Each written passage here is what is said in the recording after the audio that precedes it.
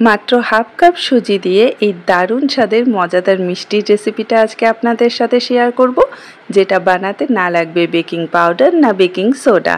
ঘরে থাকা সামান্য কিছু উপকরণ দিয়েই কিন্তু আপনারা এই সুজির মিষ্টিটা তৈরি করে নিতে পারবেন, যেটা এতটাই নরম তুলতুলে আর সফট হবে যে মুখে দিলেই কিন্তু মিলিয়ে যাবে।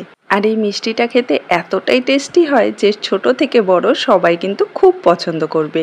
সুজি দিয়ে মিষ্টি তৈরি করতে গেলে অনেক সময় শক্ত হয়ে যায় বা ভেঙে যায়, কিন্তু আজকে আমি সমস্ত রকম টিপস আপনাদের সাথে শেয়ার করব, যাতে করে আপনাদের তৈরি করা মিষ্টিও একদম নরম তুলতুলে আর রসে ভরা হবে। তো হ্যালো এভরিওয়ান, কেমন আছেন আপনারা সবাই? আশা করি আপনারা সবাই ভালো আছেন and welcome to my channel. আজকের এই রেসিপিটা যদি আপনাদের ভালো লেগে থাকে অবশ্যই লাইক আর শেয়ার করবেন, আর আমার চ্যানেলে নতুন এসে থাকলে চ্যানেলটাকে সাবস্ক্রাইব করে পাশের বেল আইকনটি প্রেস করে দেবেন। চলুন তাহলে শুরু করি আজকের রেসিপি। প্রথমেই একটা ফ্রাই প্যানে আমি নিয়ে নিচ্ছি হাফ কাপ সুজি। যে কোনো একটা কাপ বা বাটি ঠিক করে নেবেন, সেটাতে মেপেই কিন্তু উপকরণগুলো ব্যবহার করতে পারবেন। এখন এই হাফ কাপ সুজির মধ্যে আমি দিয়ে দিচ্ছি 1 টেবিল চামচের মতো ঘি। ঘিয়ের জায়গায় কিন্তু আপনারা সাদা তেলও ব্যবহার করতে পারবেন। এখন একদম লো ফ্লেমে আমাদের সুজিটাকে কিছুক্ষণের জন্য ভেজে নিতে হবে। খেয়াল রাখবেন সুজির যাতে কালারটা চেঞ্জ না হয়, তাই অনবরত নাড়তে নাড়তে কিন্তু একদম লো ফ্লেমে আমাদের সুজিটাকে ভেজে নিতে হবে। আর 2 মিনিটের মধ্যেই দেখবেন যে সুজিটা খুব সুন্দরভাবে ভাজা হয়ে যাবে, আর তার সাথে খুব সুন্দর একটা গন্ধও বেরোবে। তো এই যে দেখুন, এখানে কিন্তু সুজিটা ভাজাও হয়ে গেছে আর কালারটাও কিন্তু একদমই চেঞ্জ হয়নি। তো এখন এর মধ্যে আমরা অ্যাড করে দেব 1 কাপ লিকুইড দুধ। যেহেতু আমরা হাফ কাপ সুজি নিয়েছি, তার জন্য এখানে 1 কাপ দুধ অ্যাড করছি। আপনারা যদি 1 কাপ সুজি নিয়ে থাকেন তাহলে কিন্তু 2 কাপ দুধ অ্যাড করতে হবে।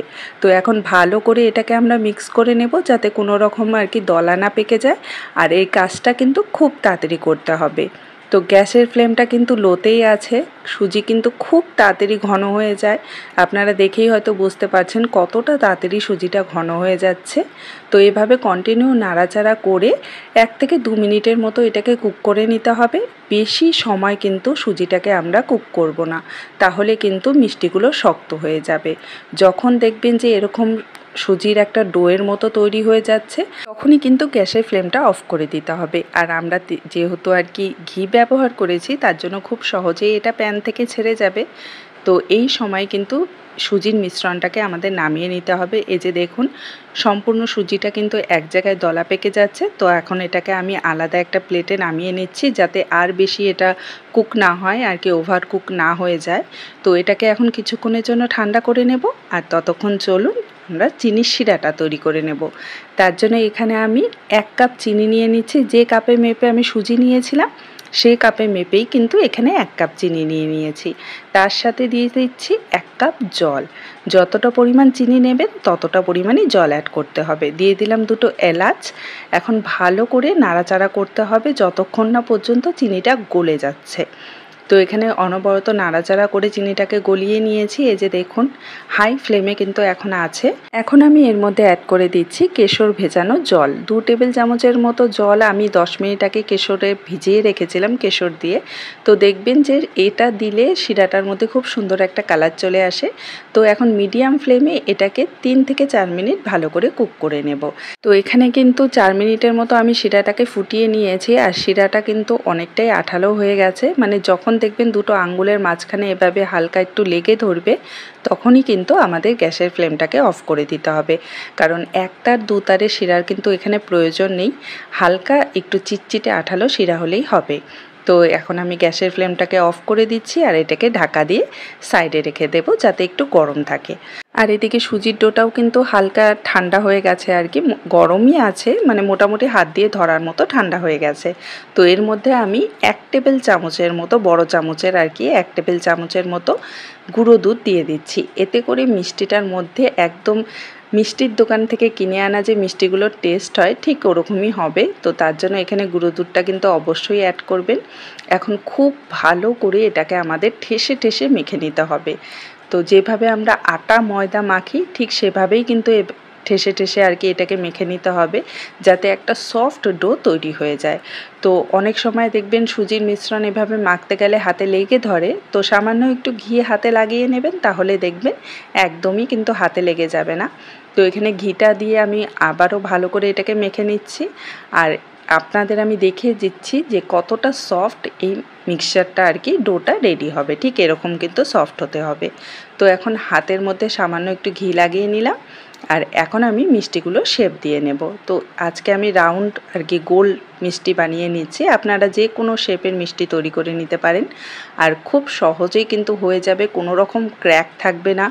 যদি দেখছেন যে ক্র্যাক পড়ে গেছে আর কি, ফাটল হয়ে গেছে, ফেটে গেছে সাইড দিয়ে, তাহলে কিন্তু 1-2 চামচ দুধ অ্যাড করে দিয়ে আবারও ভালো করে মেখে নিতে হবে, কারণ ডোটা যদি শক্ত হয় তাহলেই কিন্তু মিষ্টিগুলো ফেটে যাবে। তো এখানে দেখুন এভাবেই আমি সবগুলো মিষ্টি তৈরি করে নিয়েছি। আর হাফ কাপ সুজি দিয়ে কিন্তু অনেকগুলো মিষ্টি আপনারা তৈরি করে নিতে পারবেন। তো এখন কড়াইতে আমি কিছুটা তেল গরম করে নিয়েছি। তেলটা কিন্তু অবশ্যই খুব ভালো করে গরম করে নিতে হবে। আর সুজির মিষ্টিগুলো ছাড়ার সময় ফ্লেমটাকে কিন্তু লো টু মিডিয়ামে রাখতে হবে।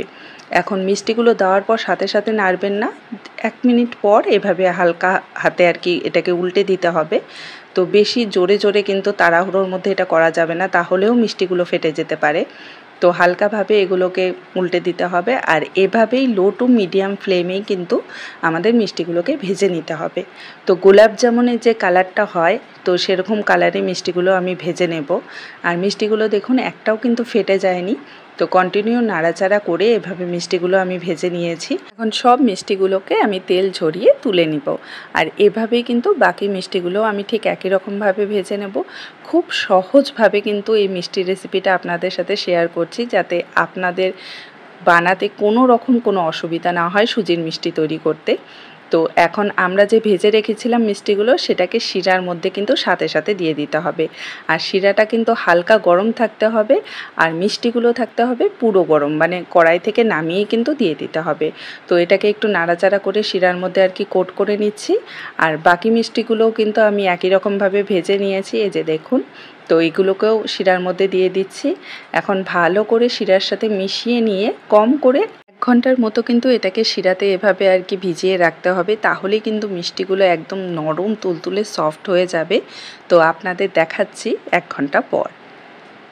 তো এই যে দেখুন কতটা শিরা সোক করে নিয়েছে মিষ্টিগুলো, আর ফুলে কিন্তু ডাবল হয়ে গেছে। তো চেষ্টা করবেন 1 ঘন্টা অন্তত শিরার মধ্যে মিষ্টিগুলোকে ভিজিয়ে রাখার, তাহলেই কিন্তু খুব ভালো করে মিষ্টিগুলো শিরাটাকে সোক করবে, টেনে নেবে। আর দেখুন কতটা সফট হয়েছে, একদম নরম তুলতুলে। আর এখানে আমি মিষ্টিগুলোকে শিরা থেকে তুলে নিয়েছি, আর কিছুটা পেস্তা বাদাম কুচি আর কেশর দিয়ে ডেকোরেট করে নিয়েছি, যাতে দেখতে সুন্দর লাগে। আমি আপনাদের একটা মিষ্টি কেটেও দেখিয়ে দিচ্ছি যে কতটা সফট নরম তুলতুলে এই মিষ্টিগুলো তৈরি হয়েছে, আর ভেতর পর্যন্ত কিন্তু শিরা ঢুকে গেছে। এই রেসিপিটা যদি ঠিকঠাকভাবে আপনারা ফলো করেন, তাহলে কিন্তু আপনারাও খুব সহজে সুজির এই রসে ভরা মিষ্টিটা তৈরি করে নিতে পারবেন। তো আজকের এই রেসিপিটা যদি ভালো লাগে অবশ্যই আমাকে কমেন্টে জানাবেন। দেখা হবে আপনাদের সাথে আরেকটি নতুন রেসিপি নিয়ে। ভালো থাকবেন, সুস্থ থাকবেন। Bye bye.